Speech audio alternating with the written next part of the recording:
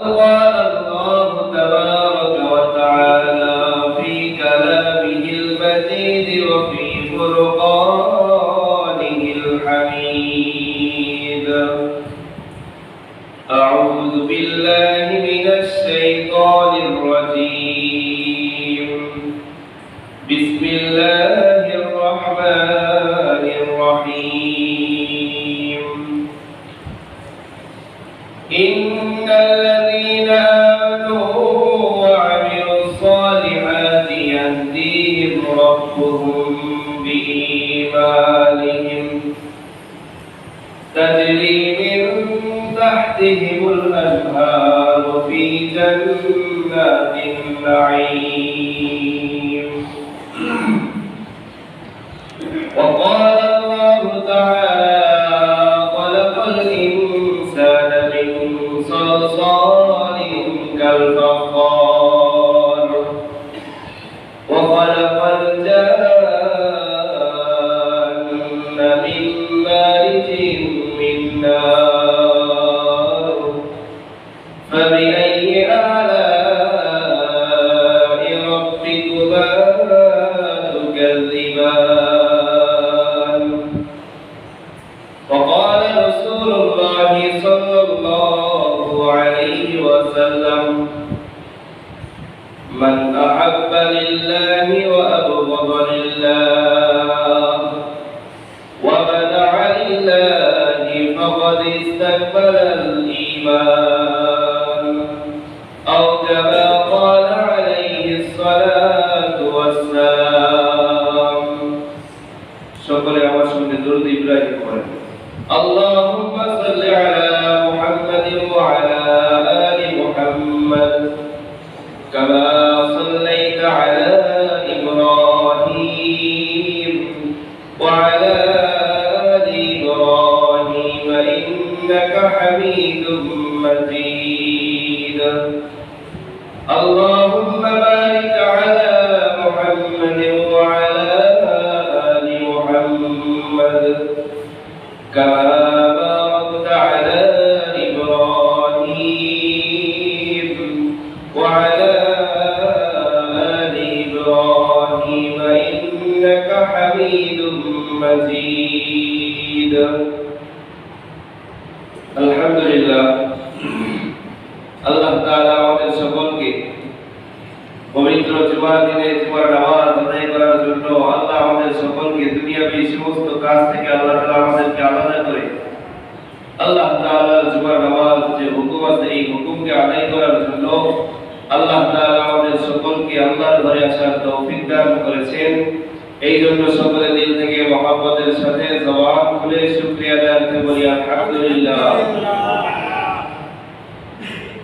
আল্লাহ রাব্বুল আলামিন দুনিয়ার জিন্দেগিতে মানুষদেরকে যত নিয়ামত দান করেছেন সমস্ত নিয়ামতের উপরে শুকরিয়া আদায় করা এটা প্রত্যেকটা মুসলমানদের উপরে আল্লাহ তাআলা ওয়াজিব করেছেন।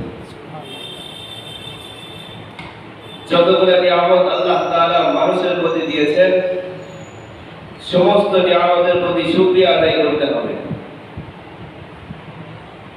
এই শুকরিয়া আদায় যদি আল্লাহর হুকুম আর রাসূলের তরিকা নিয়ে যদি হয়, এই শুকরিয়া আদায় যদি সাহাবায়ে কেরামের মতো হয়, এই শুকরিয়া আদায় যদি তাবেঈন তাবেঈন আইম্মায়ে মুজতাহিদিন খুলাফায়ে রাশিদিন ওনাদের মতো যদি শুকরিয়া আদায় করতে পারি তো আল্লাহ তাআলা আমাদের উপর দুনিয়াতেও সন্তুষ্টি হবেন, আখিরাতে আল্লাহ তাআলা জান্নাতের ফয়সালা করবেন।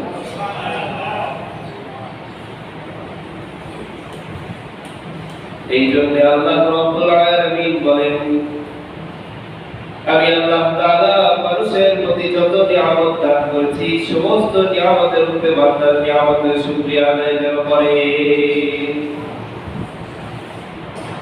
যতগুলো নিয়ামত আল্লাহ তাআলা দান করেছেন প্রিয় মুসলমান ভাই, মানুষের বেঁচে থাকার জন্য এক নম্বর কাজ হচ্ছে মানুষের শ্বাস বাহির হওয়া এবং ভিতরে ঢোকা। এই যে শ্বাস আমরা বাহির থেকে ভিতরে নিতেছি এবং ভিতর থেকে বাহির করে নিতেছি, এইটাও হচ্ছে আল্লাহ তাআলার একটা নিয়ামত।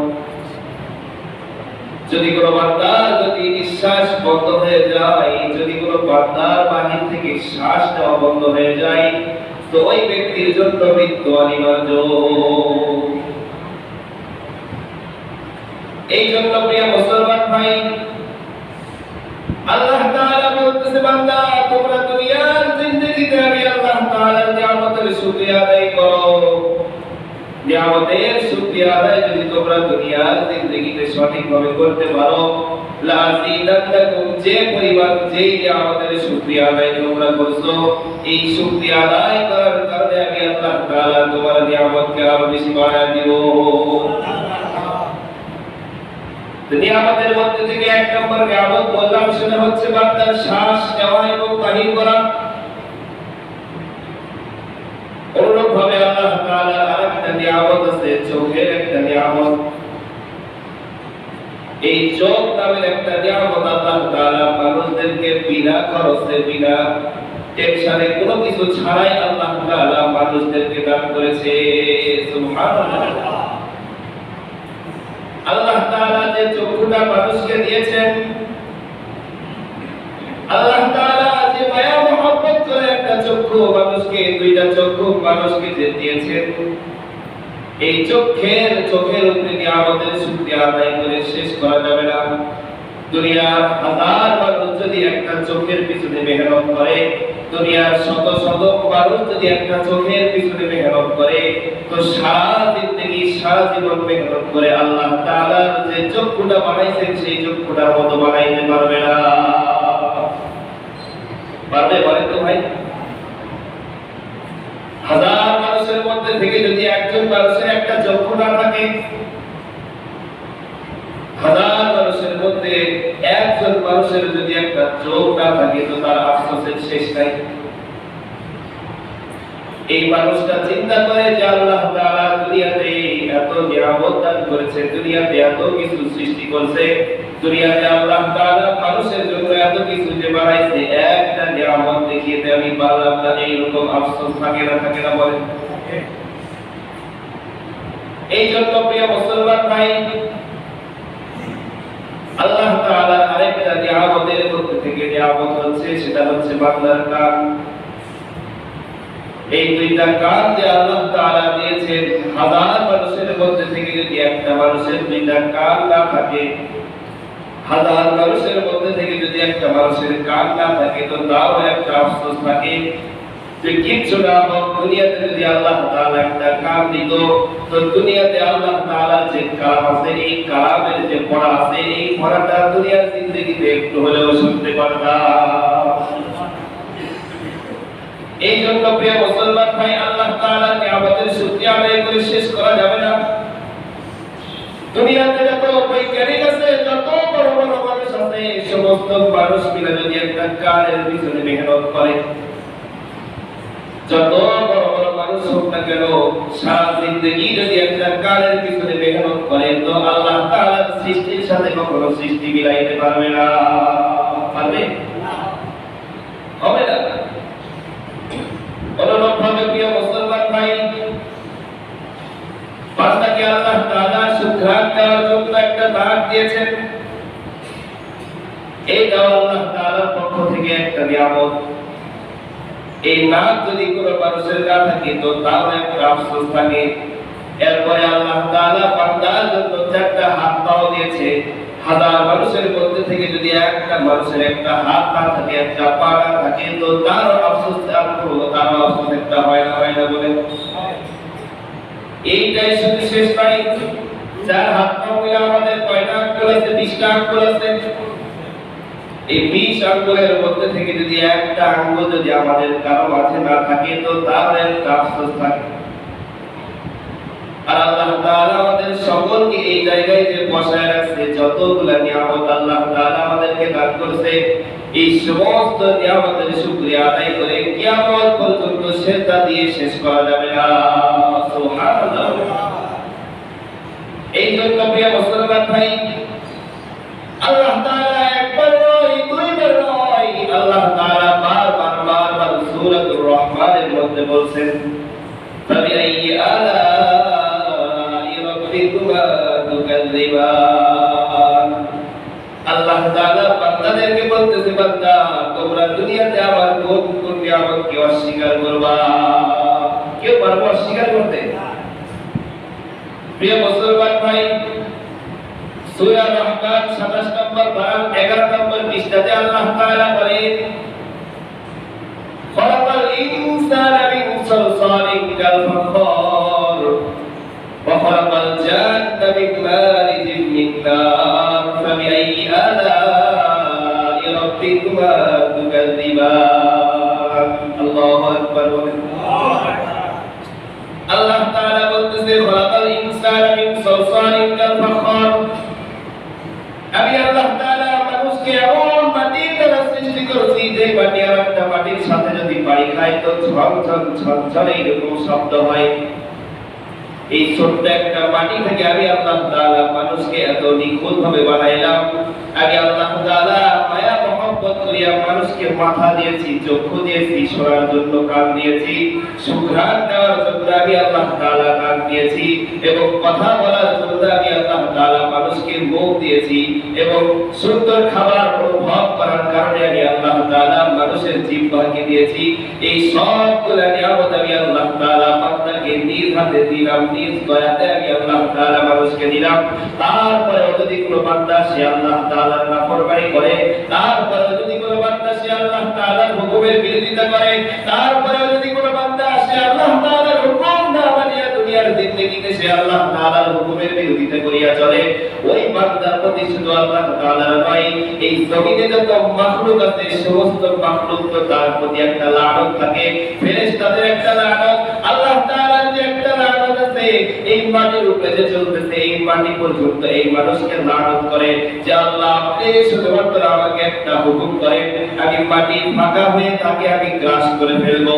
আল্লাহ তাআলা রহমতের দয়া দিয়া, আল্লাহ তাআলার যে রহমান নামের একটা বরকত আছে, আল্লাহ তাআলার যে রহিম নামের একটা বরকত আছে, এই রহমান এবং রহিম নামের ওসিলায় আল্লাহ তাআলা সেই মাটিকে বলে বান্দা, এই মাটিকে বলতেছে হে মাটি, এই বান্দাকে আমি মায়া মহব্বত করিয়া বানাইছি, সেই মাটিকে এই মানুষকে আমি গ্রাস করতে দিব না।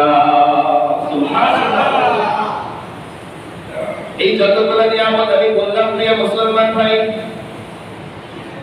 এই সবগুলোর চাইতে বড় একটা নিয়ামত আল্লাহ তাআলা আমাদেরকে দান করেছে, সেটা হচ্ছে ঈমান নামের একটা নিয়ামত।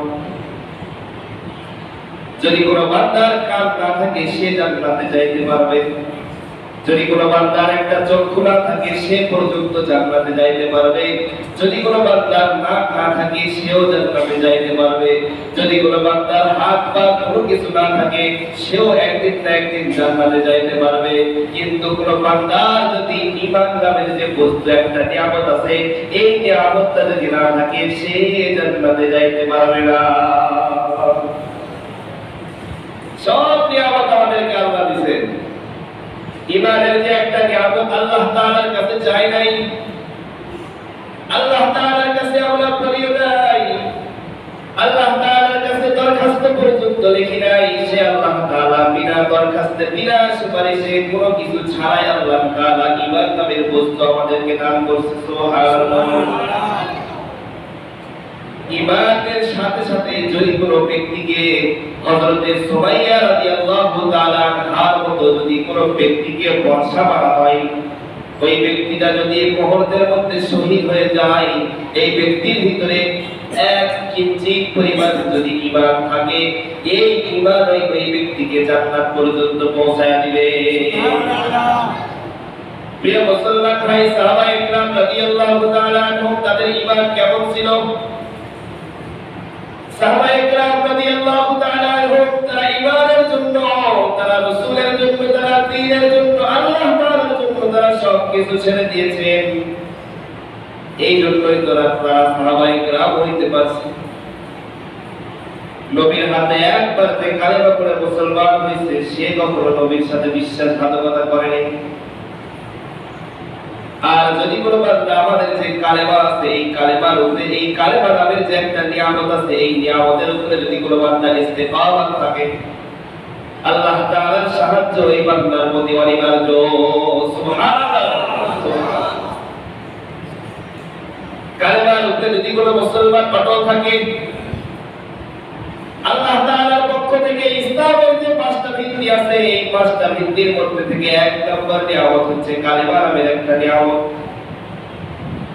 এই কালেমার উপরে যদি কোনো বান্দা ইস্তেকামত থাকে, দৃঢ়তার সাথে লেগে থাকে, আল্লাহ তাআলা কোরআনের মধ্যে বলেছেন 24 নম্বর পারা 19 নম্বর পৃষ্ঠার 2 লাইন পরে আল্লাহ তাআলা বলেন ইন্নাল্লাযীনা ক্বালু রাব্বুনাল্লাহ থুম্মা ইসতাকামু তাতানাজ্জালু আলাইহিমুল মালাঈকা আল্লা তাখাফু ওয়া লা তাহজানু ওয়া আবশিরু বিল জান্নাতি আল্লাতী কুনতুম তুআদুন।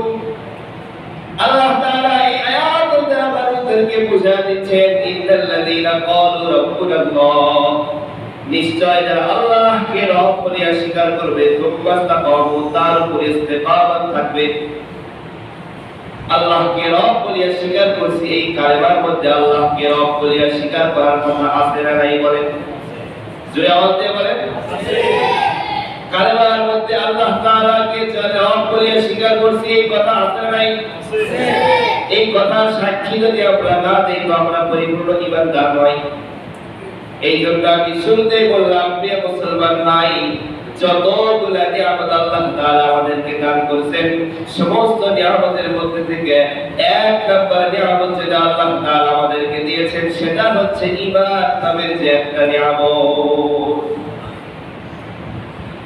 সাহাবায়ে কেরাম রাদিয়াল্লাহু তাআলা আনহুর ঈমান কেমন ছিল?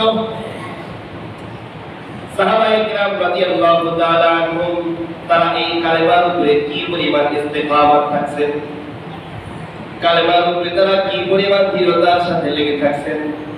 সাহাবী আব্দুল্লাহ ইবনে আমর ইবনে আল-আস রাদিয়াল্লাহু তাআলা আনহু, এই সাহাবী যে আছে এই সাহাবীর ঈমান কেমন ছিল একটু দেখেন। আবু বকর সিদ্দিক, ওমর রাদিয়াল্লাহু তাআলা আনহু, উসমান, আলী যে সাহাবীগুলো আছে এগুলোর কথা বাদই দিলাম, আরো সামনে যে আরো সাহাবীগুলো আছে তাদের ঈমান তো আরো বেশি উঁচা। সাহাবী আব্দুল্লাহ ইবনে আমর ইবনে আল-আস রাদিয়াল্লাহু তাআলা আনহু, এই সাহাবীর ঈমান কেমন ছিল? এই সাহাবী আব্দুল্লাহ ইবনে আমর ইবনে আল-আস মিশর দখল করার জন্য মিশরের মধ্যে মুসলমানদের উপরে নির্যাতন চলতেছিল। ওই সময় মুসলমানদের উপরে নির্যাতন হচ্ছিল, এই কথা সহ্য করতে পারতেছিল না সাহাবী আব্দুল্লাহ ইবনে আমর ইবনে আল-আস। নবীর প্রেম, আল্লাহ তাআলার ভালোবাসা কি পরিমাণ এই সাহাবীর ভিতরে ছিল। এই সাহাবী আব্দুল্লাহ ইবনে আমর ইবনে আল-আস কিন্তু কিছু সাথী সঙ্গে নিয়ে এই মিশরকে দখল করার জন্য চলে গেছে, যাতে করে এই মিশরের মধ্যে আল্লাহ তাআলার হুকুমকে প্রতিষ্ঠা করা যায়। সুবহানাল্লাহ। সাহাবায়ে কেরাম রাদিয়াল্লাহু তাআলা আনহুম তারা আব্দুল্লাহ ইবনে আমর ইবনে আল-আস রাদিয়াল্লাহু তাআলা আনহুর সাথে মিশরকে দখল করার জন্য চলে গেল। ঈমান তাদের ভিতরে আল্লাহ তাআলা কি পরিমাণ দিয়েছিলেন, আর এই সাহাবীদের ভিতরে কালেমার কি পরিমাণ ইস্তেকামত ছিল একটু তাকায় দেখেন, একটু চিন্তা করে দেখেন। এই সাহাবী আব্দুল্লাহ ইবনে আমর ইবনে আল-আস রাদিয়াল্লাহু তাআলা আনহু সমস্ত সাহাবীদেরকে নিয়ে কিছু সাহাবীদেরকে নিয়ে যুদ্ধ করতেছে, যুদ্ধ করতে করতে চলে যায় ইহুদিদের সাথে যুদ্ধ চলা অবস্থায় জেরুজালেমের চৌরাস্তা আছে, জেরুজালেম, এই জেরুজালেমের চৌরাস্তায় গিয়া যুদ্ধ করতে করতে জেরুজালেমের চৌরাস্তা পর্যন্ত পৌঁছায় গেছে। যাওয়ার সঙ্গে সঙ্গে এই জেরুজালেমের যে চৌরাস্তা আছে এই চৌরাস্তার মধ্যে ইহুদিদের যে নবী আছে ঈসা নবীর একটা মূর্তি ওইখানে বানায় রাখছিল। এই যুদ্ধ করা অবস্থায় ঈসা নবীর ওইখান থেকে নাক কেটে কাটায় গেছে। একটু চিন্তা করে দেখেন প্রিয় মুসলমান ভাই, ওই সময় মিশরের যে জালেম বাদশা ছিল এই জালেম বাদশা চিন্তা করলো যে এই ঘটনা এই কাজটা মুসলমান ছাড়া আর কেউ করতে পারে না।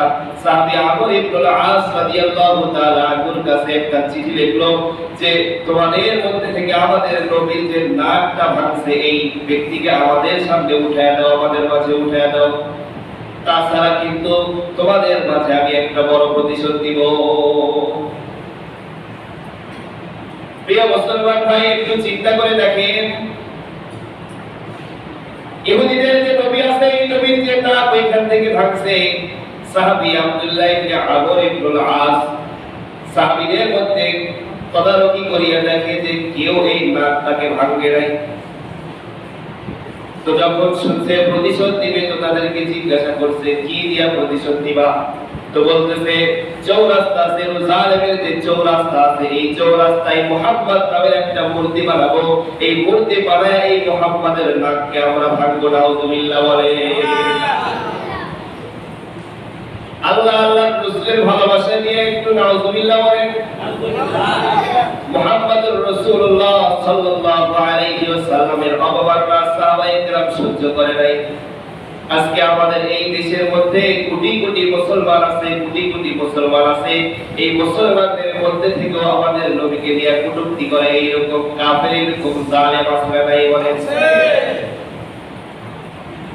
সাহাবায়ে কেরাম রাদিয়াল্লাহু তাআলা আনহুমের ভিতরে আল্লাহর রাসূল সাল্লাল্লাহু আলাইহি ওয়াসাল্লামের ভালোবাসা কেমন ছিল প্রিয় মুসলমান ভাই? সাহাবী আব্দুল্লাহ ইবনে আমর ইবনে আস রাদিয়াল্লাহু তাআলা আনহু যখন শুনছে যে জেরুজালেমের চৌরাস্তায় মুহাম্মাদের একটা মূর্তি বানাবে, মূর্তি বানায় তাদের নাকটা কেটে ফেলবে, এইরকম কথা যখন শুনছে, সাহাবী আব্দুল্লাহ ইবনে আমর ইবনে আস রাদিয়াল্লাহু তাআলা আনহু একটা চিঠি লিখছে মিশরের ওই জালেম বাদশার কাছে। ওইখানে স্বীকার করছে, ঠিক আছে মানলাম, আমি নিজে ভাঙছি এই তোমাদের নবীর এই নাকটা। ঈসা নবীর যে নাকটা ভাঙছে, মূর্তি সেখানে বানাইছে, এই মূর্তির যে নাকটা ভাঙছে, সাহাবী আব্দুল্লাহ ইবনে আমর ইবনে আস এই চিঠির মধ্যে স্বীকার করছে, ঠিক আছে আমি ভাঙছি, কিন্তু আমার নবীর মূর্তি আমি কখনো বানাইতে দিব না। আমার নবীর মূর্তি বানায় আমার নবীর নাককে ভাঙবে, আমি সাহাবী জীবিত থাকতে এটা আমি করতে দিব না। আল্লাহু আকবার। সাহাবী যখন এই চিঠি লিখছে আর বলছে মুহাম্মাদের মূর্তি আমি বানাইতে দিব না, জেরুজালেমের যে চৌরাস্তা আছে এই চৌরাস্তায় তোমাদের মাঝে আমি সাহাবী আব্দুল্লাহ ইবনে আমর ইবনে আস নিজে ওইখানে যাব, আমি ওইখানে উপস্থিত হয়ে যাব। তোমরা যত ইহুদি আছো, যত কাফের মুশরিক আছো, ওইখানে তোমরা আমাকে নিয়ে যায় এই তোমাদের যে নবীর যে নাক যে ভাঙছে এই নাক ভাঙার প্রতিশোধ, আমার যে তাজা নাক আছে এই নাকটা কেটে দাও, তারপরে আমার নবীকে অবমাননা হইতে দিব না। সুবহানাল্লাহ। প্রিয় মুসলমান ভাই, কি পরিমাণ নবীর ভালোবাসা থাকলে এই পরিমাণ চিন্তা করেন, কি পরিমাণ ঈমান তাদের ভিতরে থাকলে এই পরিমাণ চিন্তা করে, কি পরিমাণ কালেমার উপরে ইস্তেকামত থাকলে এই পরিমাণ ভালোবাসা থাকলে এই পরিমাণ চিন্তা করে। যে ইহুদিদের যে নবী বানাইছে, নবীর একটা মূর্তি বানাইছে, এই মূর্তির নাকটা ভাঙছে, এই নাক ভাঙার প্রতিশোধ আমি আমার মুহাম্মদকে বানায়া দিতে দিব না। আমার যে তাজা নাক আছে এই নাকটা কেটে দাও, তারপরেও আমাদের নবীকে অবমাননা হইতে দিব না। সুবহানাল্লাহ। ইহুদিরা যখন এই চিঠি পাইছে তারা তো খুশি হয়ে গেছে, মুসলমানদের সেনা প্রধান, মুসলমানদের যে সেনা প্রধান আছে তার নাকটা আমরা কেটে ফেলবো, এই চাইতে খুশির খবর তো আর হইতে পারে না। জেরুজালেমের চৌরাস্তায় একটা স্টেজ বানাইছে, হাজার হাজার লক্ষ লক্ষ কাফের মুশরিক সেখানে একত্রিত হয়েছে। মুসলমানদের যে সেনা প্রধান আছে আব্দুল্লাহ ইবনে আমর ইবনে আস, এই আব্দুল্লাহ ইবনে আমর ইবনে আস এই আনুষ্ঠানিকভাবে তার নাককে এখানে কাটা হবে। কারণ আমাদের যে ঈসা নবী আছে, ঈসা নবীর যে একটা মূর্তি আছে, এই মূর্তির যে নাক আছে এই নাকটা সে ভাঙছে। অথচ কি মুসলমান এইরকম মিথ্যুক, এইরকম চিনা বাটপার এই জামানায় আছে না নাই? আছে। একজন দোষ করে আরেকজনের উপরে এটা চাপায়া দেয়, এইরকম বদমাইশ আছে না নাই? বলেন তো ভাই। আছে। সাহাবী আব্দুল্লাহ ইবনে আমর ইবনে আস কে যখন জেরুজালেমের চৌরাস্তায় যখন একত্রিত করা হয়েছে সমস্ত কাফিরের মাঝে, ইহুদি মুশরিক যারা আছে তারা তো সবাই হাসতেছে, আর মুসলমান যারা ছিল সেইখানে কান্নার রোল পড়ে গেছে। হায় রে, আজকে আমরা যেটা করি নাই সেটার পক্ষে সেটার মধ্যে আমাদের পড়ে যাইতে হইতেছে। সমস্ত মুসলমান যারা ছিল তারা কান্নাকাটি করতেছে। প্রিয় মুসলমান ভাই, সাহাবী আব্দুল্লাহ ইবনে আমর ইবনে আস রাদিয়াল্লাহু তাআলা আনহু শুধুমাত্র উনি নিজে হাসতেছে আর বলতেছে, যেটা না করে আজকে আমাদের সেটার মধ্যে শিকার হইতে হইতেছে। তাদের মূর্তির নাক কিন্তু আমরা ভাঙি নাই, তাদের যে মূর্তি আছে এই মূর্তির নাক আমাদের মুসলমান যারা আছে তাদের মধ্যে থেকে কেউ ভাঙে নাই। আজকে আমাদের নবীকে অবমাননা করবে, সেই কারণে আমি আমার নিজের তাজা নাককে সেই নবীর জন্য আমি আমার তাজা নাককে কেটে দিব, তারপরে আমাদের নবীকে অবমাননা হইতে দিব না। এই সাহাবী আব্দুল্লাহ ইবনে আমর ইবনে আল-আস রাদিয়াল্লাহু তাআলা আনহু সমস্ত মানুষের মাঝে যখন তাকে উঠানো হয়েছে, জাল্লাদ যে আছে সেই জাল্লাদকে আদেশ করা হয়েছে, যাও তার নাকটা তুমি কেটে নিয়ে আসো। সাহাবী আব্দুল্লাহ ইবনে আমর ইবনে আল-আস যখন স্টেজের উপরে দাঁড়াইছে, তার নাক কাটার জন্য জাল্লাদ যখন সামনের দিকে যাওয়ার জন্য প্রস্তুত হয়ে গেছে, এমন অবস্থায় ইহুদি কাফের মুশরিক যারা ছিল তাদের মধ্যে থেকে একজন খ্রিস্টান পাদ্রী দাঁড়ায় গেছে, সুবহানাল্লাহ বলে, আর সুবহানাল্লাহ বলার জন্য রেডি হয়ে থাকে। সাহাবী আব্দুল্লাহ ইবনে আমর ইবনে আল-আস রাদিয়াল্লাহু তাআলা আনহুর নাক কাটার জন্য যখন জাল্লাদ সামনের দিকে আগাইছে, এমন অবস্থায় ইহুদি মুশরিক কাফেরদের মধ্যে থেকে একজন মহিলা খ্রিস্টান পাদ্রী দাঁড়ায় গিয়ে বলতেছে, থাম, দাঁড়া দাঁড়া, তার নাককে কাটিস না, তার নাক কাটা হবে না, কারণ এই আমাদের যে মূর্তি আছে এই মূর্তির নাক আমি নিজে ভাঙছি। এত বড় আশিক একজন নবীর আশিক হওয়ার পরেও নবীর কৃত্রিম মূর্তিকে সে অবমাননা হইতে দিবে না, সে নিজের নাককে নবীর জন্য কেটে দেওয়ার জন্য প্রস্তুত হয়ে গেছে। এত বড় আশিক, এত বড় রাসূল দুনিয়ার জিন্দেগিতে আর হতে পারে না। এই ইহুদি খ্রিস্টান পাদ্রী বলতেছে তার নাককে কাটা হবে না, কারণ আমাদের মূর্তির যে নাক আছে সেই নাকটা আমার কাছে, যে দেখো আমি নিজে ভাঙছি। সুবহানাল্লাহ বলেন। বলতেছে আর নয়, আর নয়। এই আব্দুল্লাহ ইবনে আমর ইবনে আল-আস রাদিয়াল্লাহু তাআলা আনহু তার হাতে আমরা সকলে কালেমা পড়ে মুসলমান হয়ে যাই। ওই জায়গায় সোয়া লক্ষ খ্রিস্টান আব্দুল্লাহ ইবনে আমর ইবনে আল-আস রাদিয়াল্লাহু তাআলা আনহুর হাতে ওইখানে কালেমা পড়িয়া মুসলমান হয়ে গেছে। প্রিয় মুসলমান ভাই, আমার কথা বলার উদ্দেশ্য একটাই নাই, আল্লাহ তাআলা বান্দার প্রতি যত নিয়ামত দান করেছেন, মানুষের শ্বাস নেওয়া থেকে শুরু করে মানুষের শ্বাস আল্লাহ তাআলার পক্ষ থেকে যে আসে বাহির হয় সেটাও আল্লাহ তাআলার পক্ষ থেকে একটা নিয়ামত। মানুষ যে চক্ষু দিয়ে দেখে এই চক্ষুটাও একটা নিয়ামত। সারা জিন্দেগি মিলে যদি দুনিয়ার যত বড় বড় বৈজ্ঞানিক আছে সমস্ত বৈজ্ঞানিক মিলে যদি একটা চক্ষুর পিছনে মেহনত করে, তো আল্লাহ তাআলার সৃষ্টির সাথে কখনো হইতে পারে না, হবে না। তো একটা মানুষের যদি চক্ষু না থাকে সে জান্নাতে যাইতে পারবে, একটা মানুষের যদি কান না থাকে সে জান্নাতে যাইতে পারবে, একটা মানুষের যদি নাক না থাকে সে জান্নাতে পর্যন্ত যাইতে পারবে, একটা মানুষের যদি দুই হাত দুই পাও না থাকে সে জান্নাতে যাইতে পারবে। যদি ঈমান তার ভিতরে ঠিক না থাকে তো চক্ষুওয়ালা ব্যক্তি, কানওয়ালা ব্যক্তি যা নিয়ামত আছে সব নিয়ামত যদি আমার ভিতরে থাকে আর আমার ভিতরে যদি ঈমান না থাকে সে কখনো জান্নাতের মধ্যে যাইতে পারবে না। নাউযুবিল্লাহ। এই ঈমান নামের বস্তুটা, ঈমান নামের যে একটা নিয়ামত আছে, এই নিয়ামতটা যে আমাদেরকে আল্লাহ তাআলা দান করছে, 13 নম্বর পারার 15 নম্বর পৃষ্ঠার মধ্যে আল্লাহ তাআলা বলেন, লা ইন শাকারতুম লাযীদান্নাকুম ওয়া লা ইন কাফারতুম ইন্না আযাবি লাশাদীদ। আল্লাহ তাআলা বলতেছে, প্রিয় মুসলমান ভাই, যদি কোন বান্দা আমি আল্লাহ তাআলার নিয়ামতের শুকরিয়া আদায় করে, আমি আল্লাহ তাআলার পক্ষ থেকে যা নিয়ামত দিছি আর নিয়ামতের উপরে যদি কোন বান্দা শুকরিয়া আদায় করে, লাযীদান্নাকুম, শুকরিয়া আদায় করার কারণে আমি আল্লাহ তাআলা তার নিয়ামতকে আরো বেশি বাড়ায় দিব। সুবহানাল্লাহ।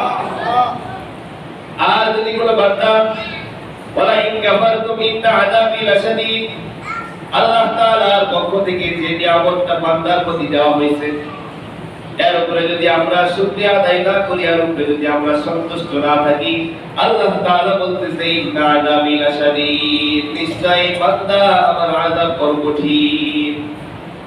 প্রিয় মুসলমান ভাই, আল্লাহ তাআলার নিয়ামত, আল্লাহ তাআলার যে আযাব আছে এই আযাব সহ্য করার মতো শক্তি আমাদের কারো নাই। আল্লাহ তাআলার যে শাস্তি আছে এই শাস্তিটা নেওয়ার মতো যোগ্যতা আমাদের কারো নাই। আল্লাহ তাআলার রহমত ছাড়া কোনো বান্দা দুনিয়ার জিন্দেগিতে এক সেকেন্ড বেঁচে থাকতে পারবে না। আল্লাহ তাআলার দয়া ছাড়া কোনো বান্দা দুনিয়ার জিন্দেগিতে এক সেকেন্ড বেঁচে থাকতে পারবে না। তো যেই কথা আমি বলতেছিলাম, সাহাবী আব্দুল্লাহ ইবনে আমর ইবনে আস রাদিয়াল্লাহু তাআলা আনহু ঈমানের প্রতি যে পরিমাণ ইস্তেকামত থাকছে, কালেমার প্রতি যে পরিমাণ দৃঢ়তার সাথে লেগে থাকছে, এই সাহাবী আব্দুল্লাহ ইবনে আমর ইবনে আস রাদিয়াল্লাহু তাআলা আনহুর হাতে ওইখানে যখন কালেমা পড়ে মুসলমান হয়েছে, কিছু ইহুদি মুশরিক আছে যারা মুসলমান হন নাই, তারা সর্ব অবস্থায় বিরোধিতা করে গেছে। এইরকম বিরোধিতা করনেওয়ালা এই জামানায় আছে না নাই? সবাই বলেন তো দেখি। আমরা দুনিয়ার জিন্দেগিতে লক্ষ লক্ষ কোটি কোটি মুসলমান বেঁচে আছি। এই মুসলমানদের জামানায়, মুসলমানদের দেশে, মুসলমানদের যুগে থাকা অবস্থায় তো সেই নবীকে নিয়ে অবমাননা করা হয়। অথচ আমরা মুসলমানদের প্রতি, এই মুসলমানের প্রতি আমাদের কোনো কি ভ্রুক্ষেপ দেওয়া হয় না, তাকে নিরাপদে আর রাখা হয়। এই জন্য প্রিয় মুসলমান ভাই, নবীর ভালোবাসা, আল্লাহ তাআলার ভালোবাসা, আল্লাহ তাআলার যে দ্বীন আছে, এই দ্বীনের ভালোবাসা আমাদের ভিতরে নিয়ে আসতে হবে। সাহাবী আব্দুল্লাহ ইবনে আমর ইবনে আস রাদিয়াল্লাহু তাআলা আনহু এই মিশরকে যখন বিজয় করার পরে জুমার দিন যখন চলে আসছে, হাজার হাজার মুসলমান সাহাবী আব্দুল্লাহ ইবনে আমর ইবনে আস রাদিয়াল্লাহু তাআলা আনহু তার পিছনে নামাজের জন্য দাঁড়ায় গেছে জুমার দিনে। সুবহানাল্লাহ। কারণ ইহুদি মুশরিক তারা জানে জুমার দিন মুসলমানদের একটা ইবাদতের দিন, এই দিনে দোয়া করলে কবুল হয়। সুবহানাল্লাহ বলেন। এই দিনে যদি তওবা করা হয় আল্লাহ তাআলা বেশি সন্তুষ্ট হয়। এই জন্য সাহাবী আব্দুল্লাহ ইবনে আমর ইবনে আস রাদিয়াল্লাহু তাআলা আনহু মিশরকে বিজয় করার পরে যখন জুমার দিনে জুমার নামাজ আদায় করার জন্য দাঁড়ায় গেছে, মুসলমান কি পরিমাণ কালেমার প্রতি ইখলাস থাকলে, কালেমার প্রতি ইস্তেকামত থাকলে, সাহাবী আব্দুল্লাহ ইবনে আমর ইবনে আস রাদিয়াল্লাহু তাআলা আনহু দেখেন কি পরিমাণ ঈমান থাকলে তারা এই পরিমাণ আগাইতে পারে। জুমার দিনে যখন জুমার নামাজ আদায় করার জন্য আব্দুল্লাহ ইবনে আমর ইবনে আস রাদিয়াল্লাহু তাআলা আনহু যখন পিছনে মুসলমানদেরকে নিয়ে জুমার নামাজের নিয়ত করছে, নামাজ পড়া অবস্থায় 5000 ইহুদি মুশরিক তারা পিছন দিক থেকে মুসলমানদের উপরে আক্রমণ করছে, মুসলমানের প্রতি হামলা করছে। 5000 মুসলমানের প্রতি 5000 ইহুদি মুশরিক মুসলমানদের উপরে কি করছে? হামলা করছে। আমরা তো মুসলমান, এই জামানায় আমি নিজেকে দিয়াও বলতেছি, আমাদের উপরে যদি কোনো হামলা আসে, কোনো আক্রমণ আসে, ঘোড়ার পায়ের শব্দ যদি আমরা শুনতে পাই তো নামাজ ছেড়ে দিয়ে চলে যাব। অথচ সাহাবী আব্দুল্লাহ ইবনে আমর ইবনে আস রাদিয়াল্লাহু তাআলা আনহু জুমার নামাজের ইমামতির জন্য দাঁড়ায় গেছে। সাহাবায়ে কেরাম রাদিয়াল্লাহু তাআলা আনহুর ঈমান কেমন ছিল? এই আব্দুল্লাহ ইবনে আমর ইবনে আস এর পিছনে যখন হাজার হাজার মুসলমান যখন নামাজের মধ্যে দাঁড়ায় গেছে, 5000 খ্রিস্টান, 5000 ইহুদি মুসলমানদের প্রতি আক্রমণ করে বসছে। পিছন দিক থেকে শুধুমাত্র গর্দানকে ফালায়া দিচ্ছে। সাহাবী আব্দুল্লাহ ইবনে আমর ইবনে আস বলে, আমি যখন জুমার নামাজ পড়াচ্ছিলাম পিছন দিক থেকে এমন ভাবে আক্রমণ করছে, এমন ভাবে গর্দানকে ফালায়া দিয়েছে। নামাজ পড়তেছে, কবরের মধ্যে যখন দাফন করতেছি এই হাতকে এইভাবেই বাঁধা আছে। সুবহানাল্লাহ। নামাজরত অবস্থায় ইন্তেকাল হওয়া, শহীদ হওয়া এটা সাধারণ কোনো ব্যাপার নয় প্রিয় মুসলমান ভাই। পিছন দিক থেকে যখন মুসলমানদের গর্দানকে ফালায়া দেওয়া হচ্ছে, সাহাবী আব্দুল্লাহ ইবনে আমর ইবনে আস একমাত্র আল্লাহ তাআলাকে সন্তুষ্ট করার জন্য নামাজ পড়তেছে। জুমার নামাজ যখন শেষ করে ফেলছে, পিছন দিক থেকে কাফেররা, মুশরিকরা পিছন দিক থেকে হামলা করছে। আব্দুল্লাহ ইবনে আমর ইবনে আস বলে, পিছনে কাফের আছে আর আমার সামনে আছে আল্লাহ। সুবহানাল্লাহ। পিছন দিক থেকে কাফেররা, মুশরিকরা কি করতেছে? হামলা করতেছে। আব্দুল্লাহ ইবনে আমর ইবনে আস বলে, সামনে দিকে আল্লাহ আছে। জুমার নামাজ শেষ করিয়া যখন পিছন দিকে ফিরছে, সঙ্গে সঙ্গে আল্লাহ তাআলার সাহায্য শুরু হয়ে গেছে। আসমান থেকে আল্লাহ তাআলা ফেরেশতাদেরকে পাঠায়া মুসলমানদেরকে বিজয় করিয়া, মুসলমানদেরকে বিজয় লাভ করিয়া সেইখানে মিশরকে আল্লাহ তাআলা মুসলমানদের হাতে উঠাইয়া দিয়েছে। সুবহানাল্লাহ। সাহাবী আব্দুল্লাহ ইবনে আমর ইবনে আস, এটা সাধারণ কোন সাহাবী নয় প্রিয় মুসলমান ভাই। ঈমান তার ভিতরে কি পরিমাণ থাকলে আল্লাহর রাসূল সাল্লাল্লাহু আলাইহি হাদিস শরীফের মধ্যে আছে, রাসূল সাল্লাল্লাহু আলাইহি ওয়াসাল্লামের কাছে গিয়া রোজার জন্য অনুমতি চাইছে।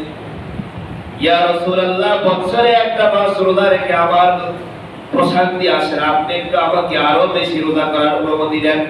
আল্লাহর রাসূল বলছে প্রতি মাসে 3টা করে আরো বেশি করবা। এইভাবে অনুমতি চাইতে চাইতে সময় কম, অনুমতি চাইতে চাইতে শেষ পর্যন্ত সাহাবী আব্দুল্লাহ ইবনে আমর ইবনে আস রাদিয়াল্লাহু তাআলা আনহু আল্লাহর রাসূলের কাছ থেকে সিকনেস হার পর্যন্ত নিয়েছেন। ইয়া রাসূলুল্লাহ, সারা বছর আমি রোজা রাখবো, এই অনুমতিটা আপনি দিয়ে দেন। আল্লাহর রাসূল তো বলতেছে সারা বছর তো রোজা রাখার অনুমতি নাই, বছরে কয়দিন রোজা রাখা হারাম? 2 দিন, কুরবানি ঈদের পর অতিরিক্ত 3 দিন, এই দিনগুলোতে রোজা রাখা হারাম। এই হারাম দিনগুলো ব্যতীত সাহাবী আব্দুল্লাহ ইবনে আমর ইবনে আস সারা বছর পর্যন্ত রোজা রাখছেন। শেষ বয়সে যখন পৌঁছে গেছে, ওই জামানায় যারা চিকিৎসক বিশারদ যারা ছিল, ওই জামানায় যারা চিকিৎসা করতো, তারা বলতেছে এই রোজাটা আপনার ছেড়ে হবে। শেষ পর্যন্ত অসুস্থ যখন হয়ে গেছে তখন বলতেছে এই রোজাটা আপনার ছেড়ে দিতে হবে। যদি আপনি এই রোজা ছেড়ে দিতে পারেন তো আল্লাহ তাআলা হইতে পারে এই রোজা ছেড়ে দেওয়ার দ্বারা আপনি অসুস্থ থেকে সুস্থ হয়ে যাবেন। সাহাবী আব্দুল্লাহ ইবনে আমর ইবনে আস কি পরিমাণ ঈমান ছিল তার ভিতরে, কালেমার ইস্তেকামত তাদের ভিতরে কি পরিমাণ ছিল। আব্দুল্লাহ ইবনে আমর ইবনে আস রাদিয়াল্লাহু তাআলা আনহু বলতেছে, দুই চোখ দিয়া ঝরঝর করে পানি পড়া দিছে আর বলছে যে অনুমতিটা আল্লাহর রাসূলের কাছ থেকে আমি দিয়েছি, সেই অনুমতি আমি কখনো ভঙ্গ করতে পারবো না। সুবহানাল্লাহ।